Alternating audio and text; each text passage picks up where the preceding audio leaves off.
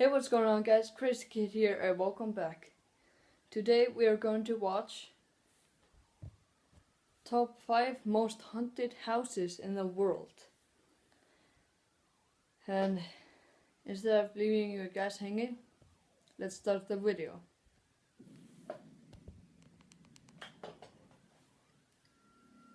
A haunted house is a home that is perceived as being inhabited by disembodied spirits of the deceased, who may have been former residents or were familiar with the property. There are millions of haunted homes around the world, but here are what I think are 5 extremely creepy cases where the undead haven't left home.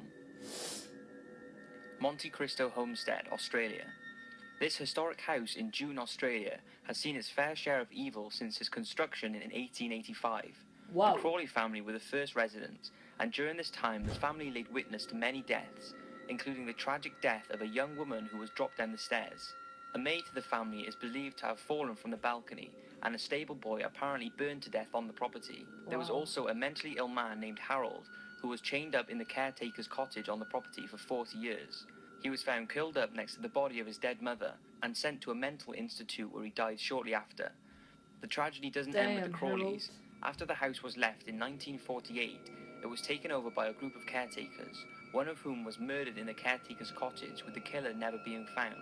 Since all of these terrible events, all the new residents have reported seeing ghostly figures, strange lights, invisible force fields, phantom sounds, and animal mutilations that have no explanation. To this day, the Monte Cristo homestead is considered the most haunted house in Australia. Wow, I was in Australia in Borgvattnet, the 2 years haunted ago. vicarage, Sweden. Borgvattnet is a small village in Jamlat country, North Sweden, and in its location is the most haunted home in Sweden. The home was built in 1876, and its first paranormal incident was documented in 1927, when the residents reported many strange happenings, including one particular encounter with something paranormal. He was on his way up into the attic to gather his laundry, when he witnessed his laundry being torn down from the line by an unseen force. Rudolf Tangent, a priest who lived at the vicarage during the 1930s, saw an old woman dressed in grey appear in a room. He followed her as she walked away, but she vanished in front of his eyes. In the 1940s, a man and his wife said they had several paranormal experiences in the house, including unexplained sounds and moving objects. On one occasion, a woman who was staying in the guest room was awoken in the middle of the night to see 3 old women sitting there staring at her. She quickly turned on the light and they were still looking at her. However, they now appeared blurry and soon vanished without sight. In 1945, Eric Lindgren moved into the home, and he began a journal recounting many of his own experiences in the house. He reported being thrown out of his chair regularly by an unseen force. The current building is serving as a restaurant as well as a guest house, and if you're brave enough to stay there, you'll receive an overnight stay certificate to prove it. The White House, Washington, D.C., USA. What? Probably the most famous house, but not many people know that the White House is said to be the home of not just the President of America. And with its incredible history and historical residence, it's no wonder it's had its fair share of paranormal stories, and is considered one of the most haunted homes in the United States. During a visit to the White House, Winston Churchill, a former UK Prime Minister, was staying in the Lincoln bedroom. He had just finished bathing and walked into his room, where he saw Lincoln standing by the fireplace. He refused to sleep in that room again after that night. Other people that have said they have seen the ghost of Abraham Lincoln include Presidents Teddy Roosevelt, Herbert Hoover, and Dwight Eisenhower, First Ladies Jackie Kennedy and Lady Bird Johnson, and presidential children Susan Ford and Maureen Reagan. Maureen and her husband both witnessed Lincoln standing by the same fireplace where Churchill had once seen him. Queen Wilhelmina of the Netherlands also had an encounter with Lincoln when she heard a knock on the door in the middle of the night. When she answered, she was confronted by the ghost of Abraham Lincoln, standing in the hallway, who vanished before her eyes. President Andrew Jackson is believed to haunt the Rose Room, with numerous White House employees reportedly hearing his hearty laugh or him in a fit of rage swearing violently. The ghost of Abigail Adams has also been seen floating through the East Room.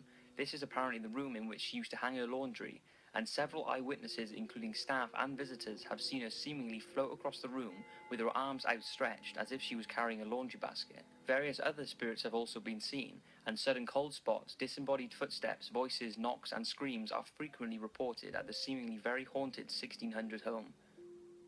What? 50 Berkeley Square. A large Victorian house on Berkeley Square, Mayfair, in central London, is thought to be the oldest unaltered building in London, and also holds another status. It's the most haunted home in the city and quite possibly the UK. The legendary tales vary, but a few that stand out are the strange goings-on in the attic, said to be haunted by a spirit of a young woman who committed suicide there. She supposedly threw herself from the top floor windows after being abused by her uncle, and legend has it her ghost has resulted in several people being frightened to death. Another tale is that of a young man who was locked in the attic and fed only through a hole in the floor until he eventually went mad and died. In the Victorian era, when being occupied by George Canning, he claimed to have heard strange noises and had numerous paranormal experiences whilst living there. After George Canning's residency in 1885, the house was bought by a Mr. Myers in the late 1800s. After a breakup with his fiancée, it was said that Mr. Myers would lock himself in the attic room and slowly went mad over the rest of his life. During his stay at the house, it fell into gross despair and the haunted reputation began to grow. As a bet, Lord Lyttelton stayed a night in the building's attic. He brought his shotgun with him and during the night fired at an apparition which had appeared. In the morning, he attempted to find what he had shot at but could only find shotgun cartridges. The next year, the local council brought a summons to the house's owner for failure to pay taxes, but due to the house's reputation as haunted, they were let off. In the late 1800s, Mayfair reported that a maid who had stayed in the attic room had gone mad. It was later reported that she died in an asylum the day after. On the day she was found, a nobleman took up the challenge to spend a night in the house. He unexpectedly died that night, and the coroner pronounced his death was caused by extreme fright. Another nobleman spent the night in the attic room, and he too was affected by whatever is living up there. It was said he was so paralysed with fear that he couldn't speak. In 1887, sailors from HMS Penelope stayed a night in the house. By morning, one was found dead, having tripped as he ran from the house. The other reported having seen the ghost of Mr. Myers coming at them aggressively. No phenomena has been reported since the house was finally bought by the Maggs brothers in the mid-1930s, but people say they just don't want the publicity of owning one of the world's most haunted houses. It was a best-selling book, and in 1973 was made into a blockbuster movie that scared millions around the world, so much so that viewers were passing out with fear in the cinema. But worse yet, it was based on a true story. What? The Exorcist. A young girl is possessed by the devil, and a lengthy exorcism is taken place by two priests in order to banish the devil from her body. But the real story is far more terrifying. In 1949, a 14-year-old boy named Roland Doe was said to be possessed by a demonic force after taking part in several Ouija board sessions. The case of Roland Doe is one of the most well-documented cases of demonic possession ever recorded, and it all started in Roland's house in St. Louis, Missouri, America.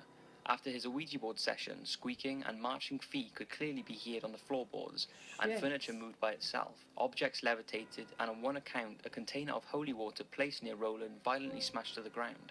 Scratches also began to be carved into his flesh by unseen claws. This was all witnessed by his family and the priests. The demon that was said to be taking over the young boy was attempted to be removed at the house by performing an exorcism, but was unsuccessful, and during the exorcism, the boy slipped one of his hands out of the restraints he had been put in, and slashed the priest's arms with a bed spring. Roland was finally ridden of whatever was controlling him, and lived on to have a successful career and became a loving father and granddad, never to speak of the past events. But since the boy and his family left the house, all new occupants have run into extreme bad luck, which is said to be linked to the evil still lurking there.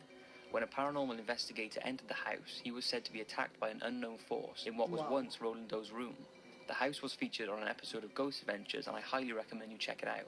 So that's 5 extremely creepy homes. Do you have any explanation for those paranormal events, and have you had any paranormal encounters in your home? Thanks for watching, and see you in the next video. Wow. Guys, that last one was something. I mean, the Sweden house and whatever its name is, I don't really remember it.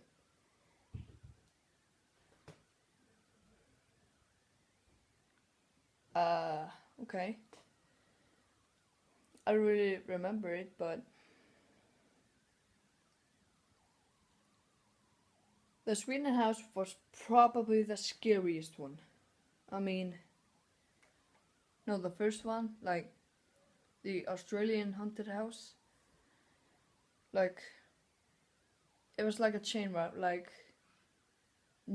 a new owner dies, then another owner, and he dies as well. Then it just goes on, and maybe it never stops. Or does it?